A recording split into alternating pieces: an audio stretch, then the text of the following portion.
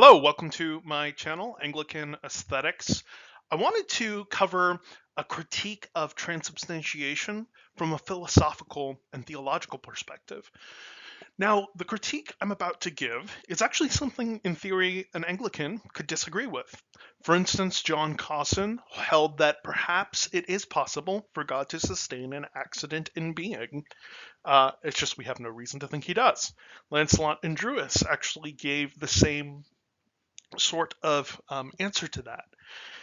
I want to argue that while that's a respectable approach, we can actually make a stronger claim.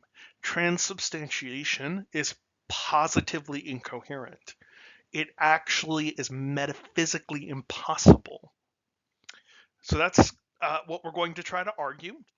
But before we argue that, we need to define a couple of terms. Now, transubstantiation is the claim that upon consecration, the substance of bread and wine is changed into the body and blood of Christ, the substance of his body and blood. And yet the accidents remain.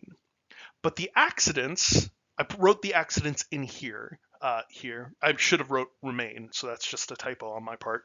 The accidents remain because the specific claim is actually that they don't inhere in the body or blood. They remain, and the substance of the body and blood are sort of presented under the accidents, is the claim. Now, we need to define a couple of terms to sort of get our minds around this way of thinking, particularly the terms substantial form, accidents, and accidental form. So when we think about substantial form, for Aristotle in the Metaphysics, in the Categories, and in other works that you could find as well, the Physics, Aristotle sees substantial form as when we're thinking about material things, and I'm going to limit this entire critique and this entire articulation to discussing material things. Substantial form is that which makes a material thing to be what it is. So, for instance, the substantial form of an animal is animality. And those forms inhere in order to concretize an individual existent thing. They inhere in matter. Matter, or we could sort of think of distinct chunks of matter, are the principles of individuation. So let's say you wanted to make a house. A house, a distinct house, is a composite for Aristotle of matter which receives the substantial form of a house through probably the efficient causality of a builder. And that matter is sort of constituted by its substantial form into a house. And it's distinct from other houses by the individual sort of matter, bits of matter, that make it up. Right? So matter is a principle of individuation, of individuating things as distinct things, which receive substantial form and are constituted as the kind of thing it is by their substantial form, or the whatness of what it is by its substantial form. So the thing is a house because it has received the form of a house.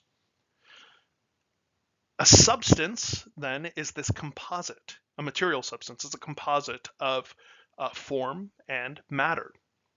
The substance of a house is the substantial form inhering in matter, constituting matter as a house.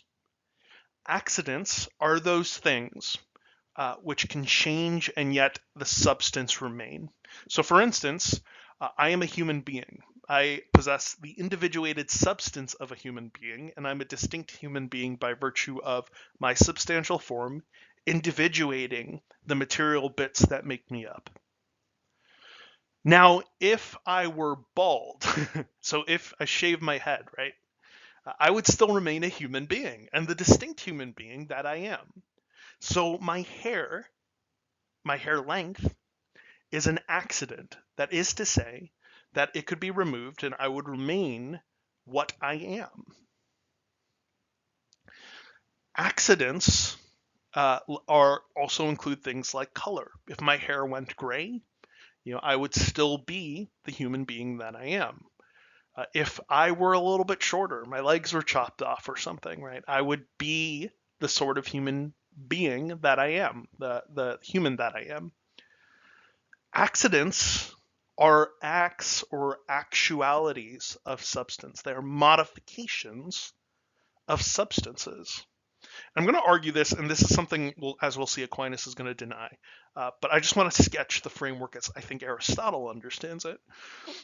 And let's think about this, right? So consider the blackness of my hair. The blackness of my hair does not exist as an abstract property. It's not as though there's some like ethereal blackness of my hair sort of existing out there. It's instantiated in my hair, right? It's a modification that inheres in the substance of my being. So it is a way the substance of my being could be. Now, because it's an accident, it indicates a potentiality in my being to be a different way in which it currently is, and yet still maintain the integrity of being the self-same substance. So again, for instance, if my hair went gray, I would still be a human being, right? And the very same human being if my hair went gray, or if I went bald or something like this. So it's a modification of the kind of substance that I am. And you might see this, the fact that accidents are indications of potentiality is pretty well known. The claim that God is pure act, that he is pure actuality and in him there is no potentiality at all, is also included in that is the claim that there are no intrinsic accidents. Because if there were intrinsic accidents, there would be potentiality, because intrinsic accidents indicate that God could be other than what he currently is and yet still be the substance that he is, still be God.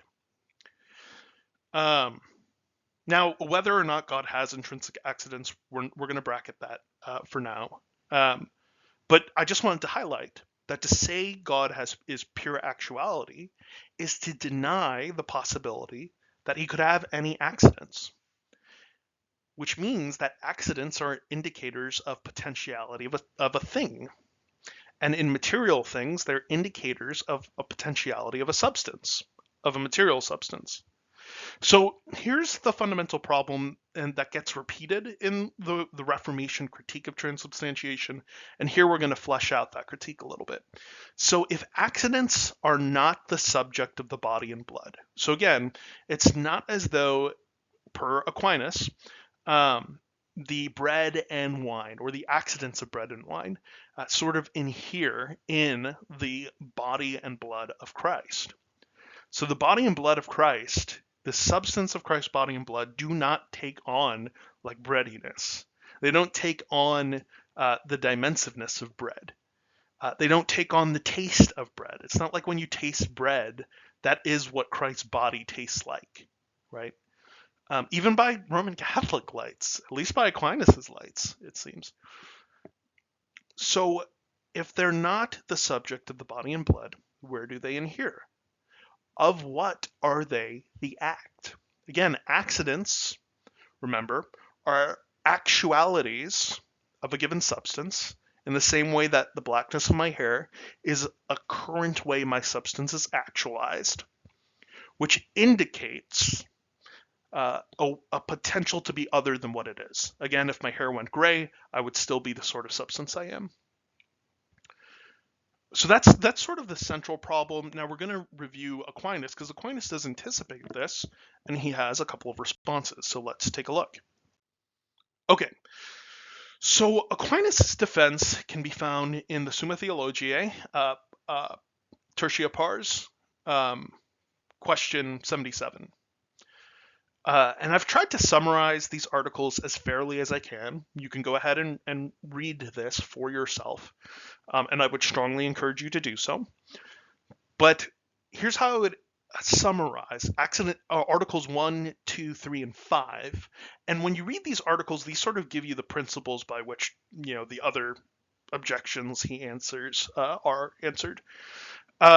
So in Article 1, Aquinas addresses head-on this question of, well, how it is, if accidents exist in a subject, how is it that they can continue to exist? How is it that this isn't just a contradiction? Because what's being said is that that the body and blood of Christ, the substance of the body and blood, is not their subject, and the matter that in which they once were inhered is no longer that in which they inhere. Because remember, that substance, that material substance, has been changed into the body and blood.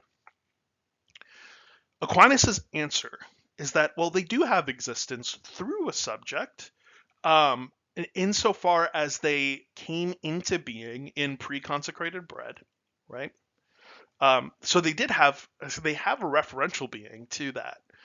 But their existence, once they sort of derive that being in their accidental quality, is sustained by the power of God. One way you could think about this in kind of, if we're sort of thinking about a Neoplatonic synthesis, right, is that you can think of the material thing. So again, me or my hair or whatever, right? And then you can think about properties like the blackness of my hair as secondary things which participate in my substance, and they derive their quality from participation in my substance. So the blackness of my hair derives its blackness from participation in me. And so in a way, my substance causes the being of the blackness of my hair. And so Aquinas argues that the being of accidents can be caused by the substance, and yet they're preserved in the being that they've derived without the subject through the miraculous power of God. And so in Article 2, Aquinas again addresses this idea that, well, accidents, they inhere in something, right? When I perceive the bread and wine, the consecrated bread and wine, right? Well, clearly the accidents are like inhering, right? And when I taste the consecrated host, well, that taste is sort of located in something, right? It's located in the host. And so they do inhere, but they inhere actually in another accident, which Aquinas identifies as dimensive quality. You could sort of think about this kind of as spatiality.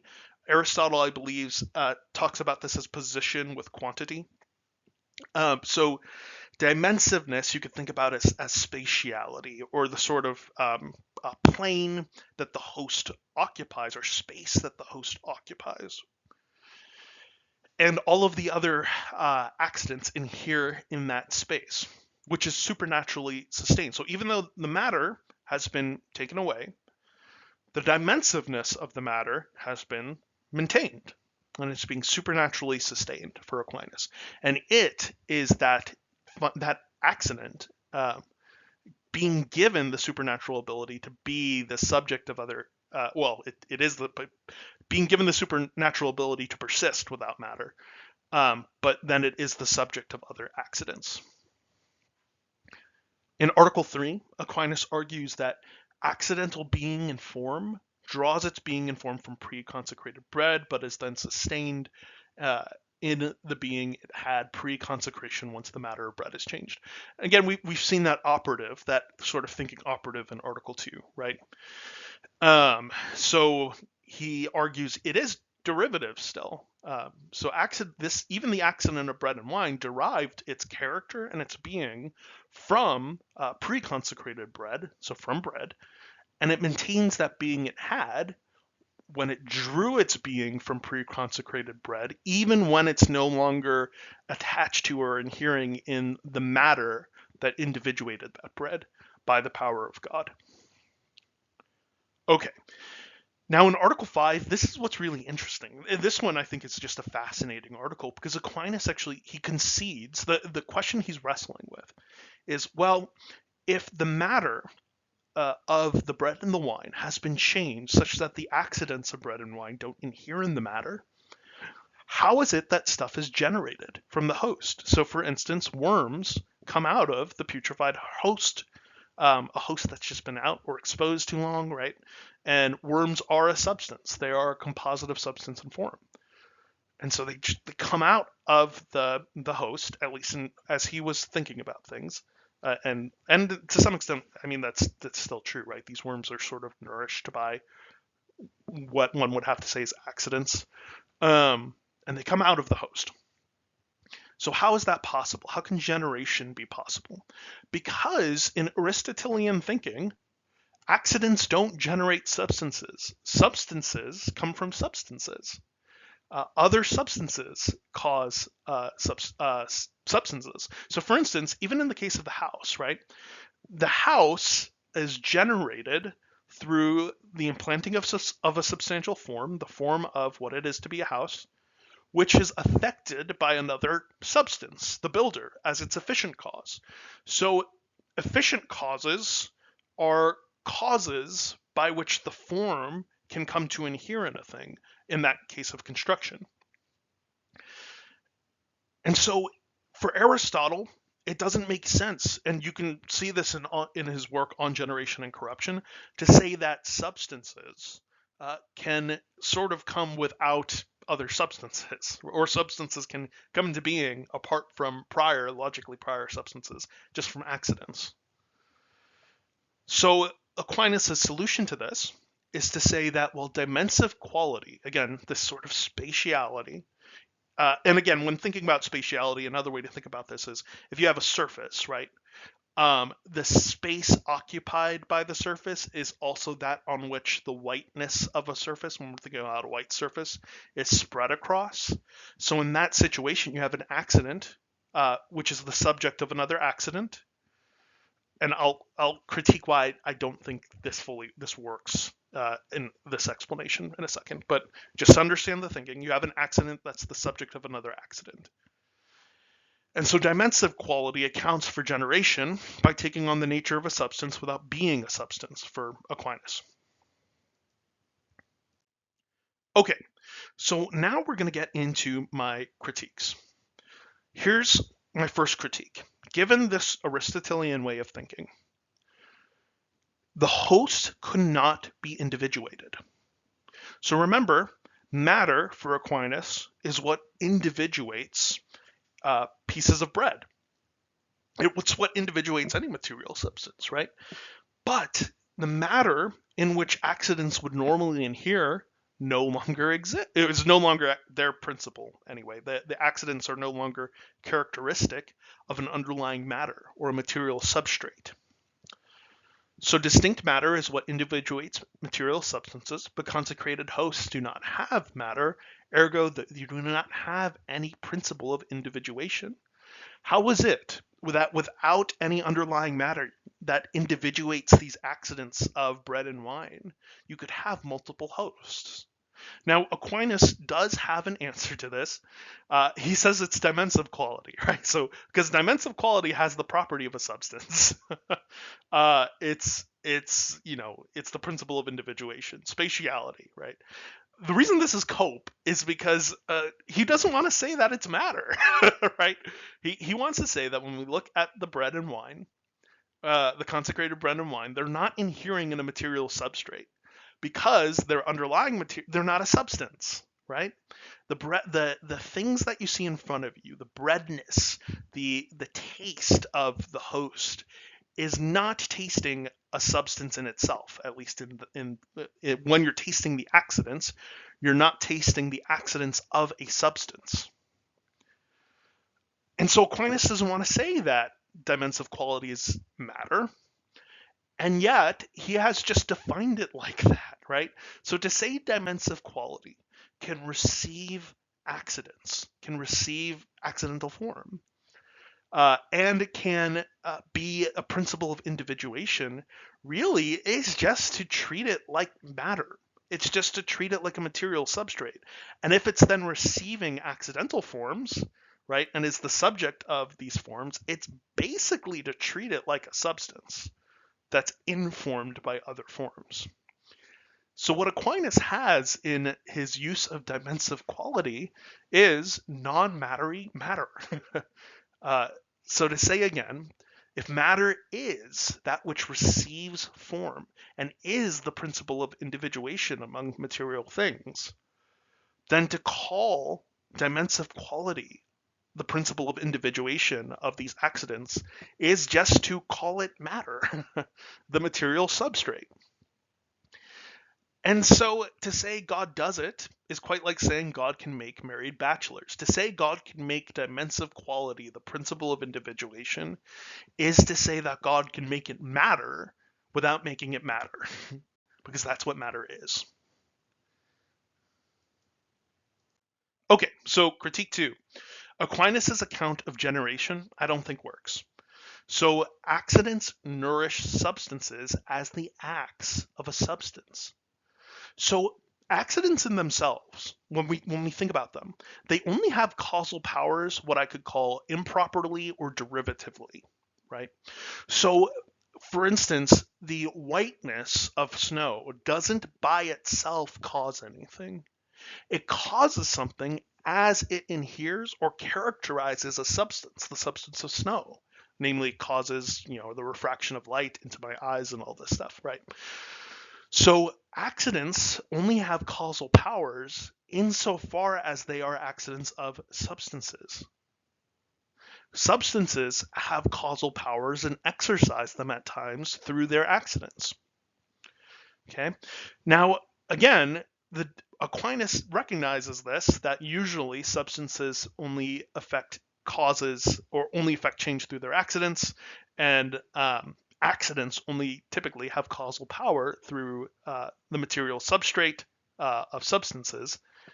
But then he just turns dimensive quality, and then he just says, well, dimensive quality has the property of a substance without being a substance by the power of God.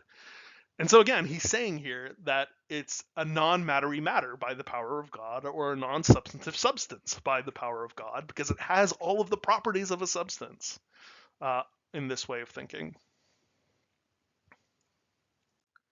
Okay, and here's my third critique, that the nature of accidents and rooted in the nature of accidents and the substance of the host. Now, I alluded to this earlier, but again, accidents are actualities of substances. And conversely, substances are characterizable things. They are that which bear predicates. The host obviously bears predicates. Like, that's a sensible reality. Like, we can see that, right? The priest handles the host. The host can be buried. It can be stuck in the ground. The host can be eaten.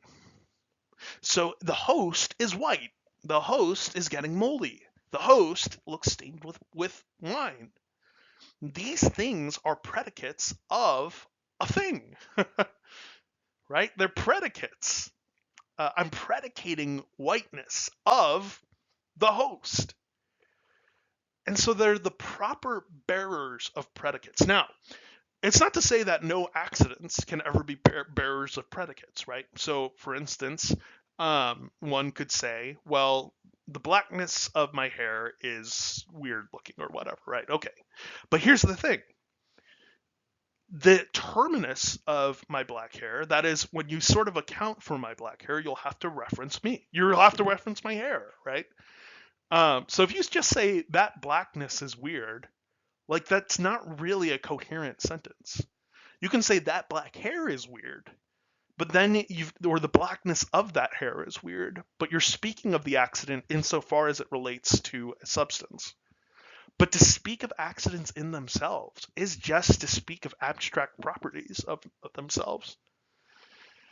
Now, that means then that the host has all of the characteristics of a substance.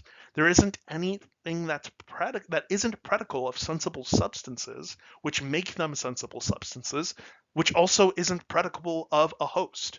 And Aquinas posits a substance without saying there's a substance, namely dimensive quality as the substratum, right? Dimensive quality receiving accidental form. Aristotle would have found this utterly incoherent. I don't think the use of Aristotle by Aquinas is really responsible here. And again, as brilliant as Aquinas is, as helpful as he is in so many ways, I think he was tied to a doctrine that just by its nature is incoherent. It actually just literally is nonsensical when we're thinking about it in Aristotelian terms. So again, the host has all of the properties of a substance. And Aquinas he seems to recognize this and then says, well, it's dimensive quality. It's the spatiality occupied by the host that's the bearer of all of it. Okay, well, then at that point, if you're treating it as a principle of individuation, you are just defining it the way that Aristotle defined and thought of matter. And you're treating it then as a material thing. So, critique, my critique here, that accidents are the actualities of a substance. That also applies if one ends up trying to preserve transubstantiation just by rejecting Aristotelianism and rejecting Aquinas' account, because accidents, again, by their nature, are ways that a substance is modified, or they're modifications of a thing. Intrinsic accidents. So again, the blackness of my hair is intrinsic to my hair, the whiteness of a host is intrinsic to the host. Okay, so they are, just by their nature, modifications, intrinsic modifications of a substance, and particular ways a substance is actualized at that moment. To just say, well, God maintains the actuality without the thing being actualized is incoherent, right? Because actuality is always the actualization of something. Okay, and my final critique here is that there's no theological utility to transubstantiation. When we think about doctrines and doctrinal development, later doctrines will cohere with the deposit of faith and enrich the integrity of the overall deposit of faith. This doesn't. It literally adds nothing. So even when Aquinas is like, well, if transubstantiation were not true, you could not adore the host. Well, here's the thing. That implies to Roman Catholic adoration because they think the being of the accidents is still real, right? In adoration, ideally, you're not worshiping the accidents, right? You're looking at the accidents, but looking also beyond them. Well, why couldn't a Lutheran just say that about the substance, right? I'm looking at the substance of bread and wine, but then I'm adoring what's beyond them, right? Second, Aquinas tries to argue this from this is my body and not here is my body. When he's holding the bread in his hands, when Jesus is holding the bread in his hands and says, this is my body. Aquinas argues that, well, if it's not transubstantiated, then the body is really sort of in the bread, and he would have to say, here is my body, not this is my body, in the same way that if a ring dropped into a glass of wine, right, you'd have to say, there is the ring, or here is the ring, not this is the ring, right? I think this is a bad critique for a number of reasons, namely that we can term things by what they sacramentally, by what they convey. So it's an is in the same way that we can say these waters of baptism are salvation, right? It takes the name of what it signifies. But beyond that, the critique applies also if you think that the accidents are still there, right? Because what's being given in transubstantiation is the body and blood underneath the accidents of bread and wine. So this critique, well, Jesus would have said, here is my body, not this, still applies. He wouldn't have pointed to the accidents and said, well, this is my body, because the accidents are still different. They're a different thing. And we kind of have to say, yeah, they're a different thing-ish, because dimensive quality is functioning as a material substrate. But I think it also is worse. It eliminates, I think, the Eucharist as an icon of the world's redemption. In the world's redemption, materiality will be redeemed. God will have his church, and God will have it by redeeming all things unto the glory of Christ. Okay? So the Eucharist functions there as an icon of the world's redemption. And it functions as an analog for the resurrection. Irenaeus uses it like that in Against Heresies. He says that Christ's body consists of obviously a divine and human nature, and he's arguing against the Gnostics, and he points to the Eucharist as an analog to show how it's possible. It would not work as an analog if he believed in transubstantiation. I've covered that in my channel before. And of course, the two natures of Christ. It's also used as a kind of analog to illustrate the plausibility of the two natures of Christ. Theodoret and Gelasius use it against monophysites. Pope Gelasius, in particular, uses it against the Eutychians. Now, in preparation for this video, I listened to Christian Wagner. He was like, yeah, well, substance, when Gelasius uses it, Gelasius says that the bread is preserved in its proper nature and substance. And Wagner goes over there and he's like, yeah, no, when Gelasius says nature and substance, he really just means accidents. Like, what nonsense is this? Gelasius, in context, is writing a treatise against the Eutychians. Right? So when he says it's preserved in its proper nature and substance, and it's the body and blood of Christ, right? He's using that to show that, well, it's possible here. It's possible to have these two things in their integrity together in the Eucharist. And he's using that as an analog for the hypostatic union. So I don't know, to say, well, yeah, he's actually talking about accidents and really it's just the appearances and not the nature. That would destroy the polemical point he's trying to make. Namely, he's trying to illustrate from the Eucharist the plausibility of asserting the hypostatic union. Okay, so let's not do nonsense like that. All right, well, that's my critique. I hope this was helpful to you. If you could, go ahead and like and subscribe. Let me know what you think. May the Lord bless you and keep you as we pursue God's truth together.